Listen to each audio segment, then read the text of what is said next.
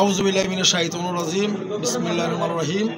আসসালামু আলাইকুম প্রিয় দেশবাসী, দীপ টিভির মাধ্যমে সবাইকে জানাচ্ছি 6 রজবের শুভেচ্ছা অভিনন্দন।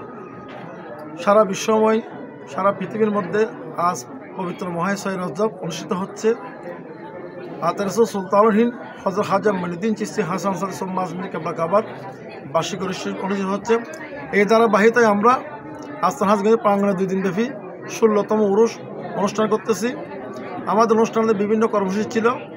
প্রথম দিবসে খতমে কোরআন, খতমে গাউসিয়া, খতমে হাজারখান শরীফ ছিলেন এবং বাদে মাগরিব খতমে বুখারী শরীফের মাধ্যমে আমরা কালকে অনুষ্ঠান সমাপ্ত করেছি। আজকে দ্বিতীয় দিবস মহান 6 রজব 7 জানুয়ারি বিভিন্ন আশেখান জাগান বক্তার মুরিদানের সার্বিক সহযোগিতায় আশেখানে হাজার বাংলাদেশের উদ্যোগে আজকের মহান 6 রজব উদযাপন করতেছি।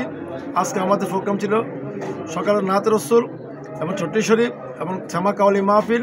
দুপুরের মধ্যে দূর দূরান্ত আগত মেহমানদের জন্য খানার ব্যবস্থা, এলাকাবাসীর মাঝে তবরুক বিতরণ করেছি। এতিমখানার মধ্যে বিভিন্ন এতিমখানার মধ্যে আমরা তবরুক বিতরণ করেছি। আমাদের টোটাল তবরুকের ব্যবস্থা আমরা 7,000 লোক এবার আমরা ব্যবস্থা করেছি।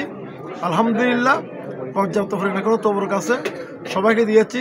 রাতভর পর্যন্ত মানুষ এখানে আসবে, খাবে। আল্লাহর রহমতে যারা আসবেন সবাই তবরুক পাবে। ভিন্ন আয়োজন বলতে একটা হুজুর বেনুদর বার্ষিক উরুস শরীফ আল্লাহর রহমত যেখানে বর্ষিত হয় সেখানে ভিন্ন ভিন্ন রকম অনুষ্ঠিত হয়। আমাদের সবচেয়ে আমরা এখানে খতমে বুখারী শরীফ আয়োজন করে থাকি এবং এই 3 দিনের মধ্যে আমরা কি তাবরকের ব্যবস্থা করেছি। আমাদের একটা পাসওয়ার্ড হলো আমাদের কোনো রিসিট বই নাই, কোনো সাদার বই নাই, কোনো দান বাক্স ব্যবহার করি না। কারণ আমরা খুঁজে এবং জোর করে বা আমরা সাদা আদা করি না। আমাদের নিজস্ব ব্যক্তিগত এবং আমাদের অকফেস্টের যেটা আছে ওইটা আমরা সার্বিক সহায়তা নিয়ে থাকি এবং আমার ব্যক্তিগত ফোন থেকে আশেখান পরিষদ বাংলাদেশের আশেকদের সার্বিক সহযোগিতায়, ওয়াকফেস্টের সার্বিক সহযোগিতায়, আমার ব্যক্তিগত সার্বিক সহযোগিতায় আমরা এই অনুষ্ঠান সম্মিলিত করি।